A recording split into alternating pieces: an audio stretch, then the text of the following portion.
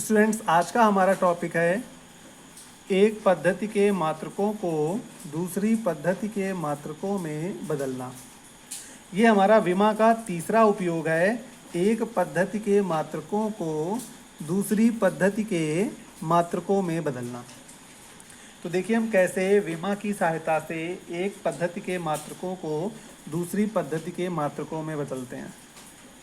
हमने मान लिया कि किसी पद्धति में एक मात्रक m1 की पावर a, l1 की पावर b और t1 की पावर c पर निर्भर करता है।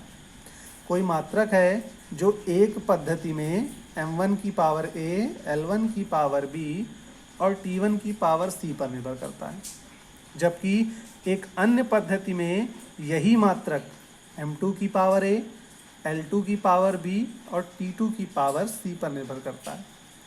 यानी m1, l1, t1 हमें नहीं मालूम, m2, l2, t2 नहीं मालूम। ठीक, क्या होंगे या क्या हो सकते हैं ये हमने मान लिया। इसके बाद हमने मान लिया कि एक पद्धति में संख्यात्मक मान n1 है, जबकि दूसरी पद्धति में संख्यात्मक मान n2 है। तो पहली पद्धति में u1 की वैल्यू हो जाएगी m1 की पावर a, l1 की पावर b, t1 की पावर c, जबकि दूसरी पद्धति में u2 की वैल्यू हो जाएगी m2 की पावर a, l2 की पावर b, t2 की पावर c। ठीक है। अब जैसे हमने पढ़ा हुआ है कि 1 मीटर इक्वल होता है 100 सेंटीमीटर। तो ये हो जाएगा n1, ये u1, ये n2, ये u2 हो जाएगा। जहाँ पर 1 क्या है, n1 पहली पद्धति में संख्यात्मक मान, 100 क्या है, n2 दूसरी पद्धति में संख्यात्मक मान, u1 क्या है, पहली पद्धति में मात्रक, u2 क्या है, दूसरी पद्धति में मात्रक। तो हमने u1 u2 की वैल्यू निकाल ली, तो n1 u1 equal n2 u2 हो जाएगा। इसी को हमने जस्ट अपोजिट लिख दिया, n2 u2 equal n1 u1। ठीक है। जिस तरह 1 मीटर इक्वल 100 सेंटीमीटर दोनों आपस में इक्वल होते हैं भाई, ये MKS सिस्टम होता है, ये CGS सिस्टम, यानी ये MKS पद्धति है और ये CGS पद्धति है। उसी तरह n2 u2 equal n1 u1 हो जाएगा। अब u1 और u2 की वैल्यू हम निकाल चुके हैं।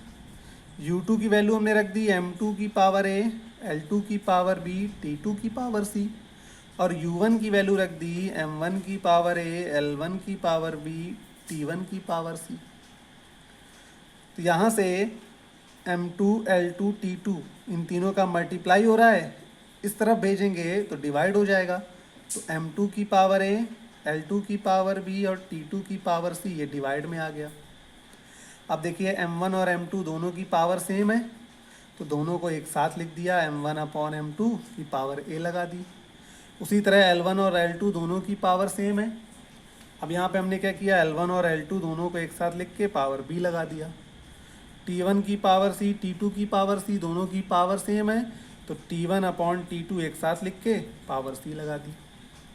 तो ये हमारा फॉर्मूला हो जाएगा, जिसकी हेल्प से हम एक पद्धति के मात्रकों को दूसरी पद्धति के मात्रकों में परिवर्तित करेंगे।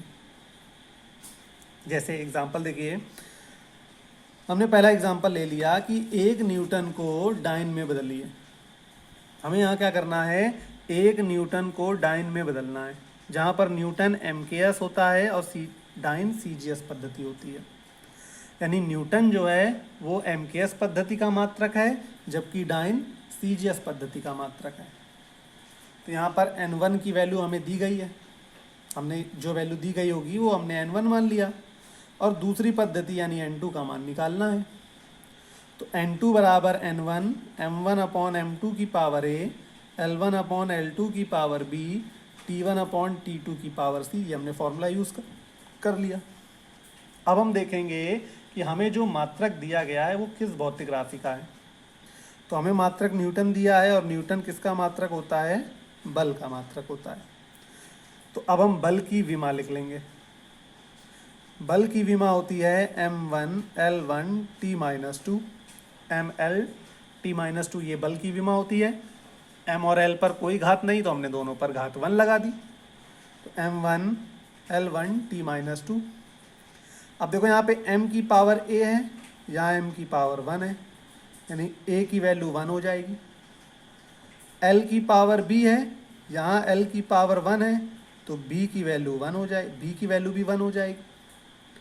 t की पावर c है, यहाँ t की पावर -2 है, यानी c की वैल्यू -2 हो जाएगी। तो इस तरह से हम a b c की वैल्यू निकालेंगे। जो m की वैल्यू होगी, m की पावर होगी वो a की वैल्यू, l की पावर b की वैल्यू और t की पावर c की वैल्यू हो जाएगी। तो a की वैल्यू 1 आ गई, b की वैल्यू 1 आ गई, c की वैल्यू -2 आ गई। क्लियर है? तो यहाँ पे हमने a b c तीनों की वैल्यू निकाल ली। a 1 है, b 1 है और c भी c -2 है। ये तीनों वैल्यूज हम इस इक्वेशन फर्स्ट में पुट कर देंगे। तो यहाँ पे हमने क्या किया, a b c की वैल्यू इक्वेशन फर्स्ट में पुट किया। तो a की जगह 1, b की जगह 1 और c की जगह -2 रख दिया। अब देखो हमें न्यूटन दिया गया था और हमें कन्वर्ट क्या करना था, डाइन में। अब न्यूटन जो होता है वो MKS सिस्टम में होता है और डाइन CGS सिस्टम की यूनिट होती है। यानी हमें जो दिया गया है वो MKS है और जो फाइंड करना है वो डाइन है, वो CGS है।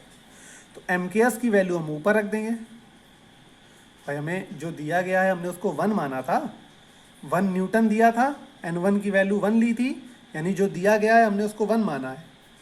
दिया क्या गया है, न्यूटन। न्यूटन किस में है, MKS में। तो MKS की वैल्यू ऊपर रखेंगे। MKS का मतलब होता है मीटर किलोग्राम सेकेंड, यानी MKS में मास द्रव्यमान किलोग्राम में होगा, लंबाई मीटर में होगी और समय सेकंड में हो जाएगा। और निकालना क्या है हमें, डाइन। जो फाइंड करना है वो 2 है, डाइन जो कि किस में है, CGS सिस्टम में है। तो CGS सिस्टम में हमने देखा मास होता है ग्राम में, लेंथ होती है सेंटीमीटर में और टाइम होता है सेकंड में। ठीक है, ये आपका मेन पॉइंट होगा जिसको आपको बहुत अच्छे से ध्यान से समझना है कि आपको जो दिया होगा वो आप ऊपर रखेंगे। सपोज कीजिए डाइन से न्यूटन में कन्वर्ट करना होता, हमको डाइन से न्यूटन में कन्वर्ट करना होता। तो अब हमको डाइन दिया हुआ है, तो डाइन यानी 1 वाली जो वैल्यूज़ हैं वो CGS की हो जाएंगी। यहाँ ग्राम होता है, यहाँ सेंटीमीटर होता है, यहाँ सेकंड। और न्यूटन में कन्वर्ट करना है यानी MKS में कन्वर्ट करना है, तो MKS हम नीचे रखते हैं, यानी किलोग्राम मीटर सेकंड ये नीचे रखते हैं, यानी दोनों की वैल्यूज़ आपस में चेंज हो जाती। तो जो दिया होगा, जो जिस सिस्टम में यूनिट दी होगी उसको हम ऊपर रखेंगे। अगर MKS दिया होगा तो MKS वाली वैल्यूज़ ऊपर रखेंगे, CGS दिया होगा तो CGS वाली वैल्यू ऊपर रखेंगे। तो यहाँ हमें MKS दिया है, न्यूटन दिया हुआ है, न्यूटन MKS पद्धति होती है। MKS पद्धति का मतलब मास किलोग्राम में, लंबाई मीटर में, समय सेकंड में। और CGS में फाइंड करना है, यानी CGS में मास द्रव्यमान ग्राम में, लंबाई सेंटीमीटर में, समय सेकंड में हो जाएगा।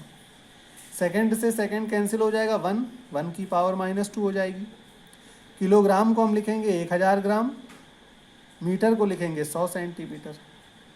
तो यहाँ ग्राम से ग्राम कैंसिल हो जाएगा, सेंटीमीटर से सेंटीमीटर कैंसिल हो जाएगा। फिर 1 इंटू 1000 इंटू 100 इंटू 1 की पावर कुछ भी हो, वैल्यू 1 रहती है। तो ये हो जाएगा 1000 मतलब 10 टू द पावर 3 और 100 मतलब 10 टू द पावर 2। तो टोटल 1 2 3 4 5 10 टू द पावर 5 0 हैं, तो ये 10 टू द पावर 5 हो जाएगी। यानी N2 की वैल्यू आएगी 10 टू द पावर 5, यानी 1 न्यूटन इक्वल आएगा 10 टू द पावर 5 डाइन। इस प्रकार हमने डायमेंशन मेथड से यानी विमी विधि से 1 न्यूटन को डाइन में परिवर्तित कर लिया। दूसरा एग्जांपल है हमारा 1 जूल को अर्ग में बदलिए। तो देखिए कैसे हम 1 जूल को अर्ग में बदलेंगे। तो हमें 1 जूल को अर्ग में बदलना था, N1 जो वैल्यू दी गई है उसको हमने N1 मान लिया। फॉर्मूला हमने लिख दिया N2 equal N1 M1 upon M2 की power A, L1 upon L2 की power B, T1 upon T2 की पावर C। ठीक, अब यहाँ पर हम देखते हैं कि हमें जो मात्रक दिया है वो किस भौतिक राशि का है। हमें क्या दिया हुआ है? जूल। जूल किस राशि का मात्रक है? कार्य का। तो जूल जो है वो कार्य का मात्रक है, तो हम यहाँ पर कार्य की विमा लिख लेंगे। कार्य की विमा क्या होती है? m1L2T-2। ये कार्य की विमा है, यानी m के ऊपर जो लिखा है वो a का मान, l के ऊपर जो लिखा है वो b का मान, और t के ऊपर जो लिखा है वो c का मान। देखिए यहाँ पे m की पावर 1 है, यहाँ m की पावर a, यहाँ l की पावर 2, यहाँ l की पावर b, यहाँ t की पावर c, यहाँ t की पावर -2। तो a की वैल्यू 1, b की वैल्यू 2 और c की वैल्यू -2 हो गई। अब a b c की ये वैल्यू इक्वेशन फर्स्ट में पुट कर देंगे। a की जगह 1, b की जगह 2, c की जगह -2 हमने रख दिया। ठीक, अब देखिए यहाँ पे हमें जूल दिया है और जूल को अर्ग में बदलना है। तो जूल जो हमारा है वो MKS पद्धति है। हमने बताया था जो दिया होगा वो ऊपर रखेंगे, है ना। जो दिया होगा उसको हम न्यूमरेटर हर अंश में रखेंगे। तो हमें जूल दिया है यानी MKS पद्धति दी है। तो MKS पद्धति में द्रव्यमान किलोग्राम में, लंबाई मीटर में, समय सेकंड में होता है। जबकि बदलना किस में है? अर्ग में। अर्ग जो है वो CGS पद्धति होती है, तो जिसमें बदलना होता है उसको नीचे रखते हैं। यानी CGS पद्धति में बदलना है तो CGS की वैल्यू नीचे रखेंगे। तो CGS में द्रव्यमान ग्राम में, लंबाई सेंटीमीटर में और समय सेकंड में। ठीक, सेकंड से सेकंड कैंसिल हो जाएगा, 1 बचेगा, 1 की पावर -2। 1 किलोग्राम में 1000 ग्राम 1000 ग्राम होते हैं, तो 1 किलोग्राम की जगह 1000 ग्राम रख दिया। 1 मीटर की जगह 100 सेंटीमीटर रख दिया। तो यहाँ क्या हुआ? ग्राम से ग्राम कट गया, सेंटीमीटर से सेंटीमीटर कट गया। बचा क्या हमारे पास? 1 की पावर -2। अब देखिए यहाँ पे 1 इंटू 1000 को हमने लिख दिया 10 की घात 3, 100 को लिखा 10 की घात 2, 100 को क्या लिखा? 10 की पावर 2। इसका स्क्वायर था तो यहाँ पर भी स्क्वायर लगा दिया। इंटू 1 की पावर कुछ भी हो उसकी वैल्यू 1 ही रहती है, इंटू में 1 आ गया। अब पावर के ऊपर पावर होती है तो हम उनका आपस में मल्टीप्लाई कराते हैं। तो 2 इंटू 2 हो जाएगा 4। तो हमारे पास आ जाएगा 1 into 10⁻³ into 10⁻4 into 1। Base same हो तो मल्टीप्लाई में पावर्स ऐड कर देते हैं। तो 4 और 3 क्या हो जाएगा? 7, यानी N2 की वैल्यू 7 आ जाएगी। यानी 1 जूल में 10⁻7 अर्ग होते हैं। इस तरह से हम विमी विधि से एक पद्धति के मात्रकों को दूसरी पद्धति के मात्रकों में परिवर्तित करते हैं।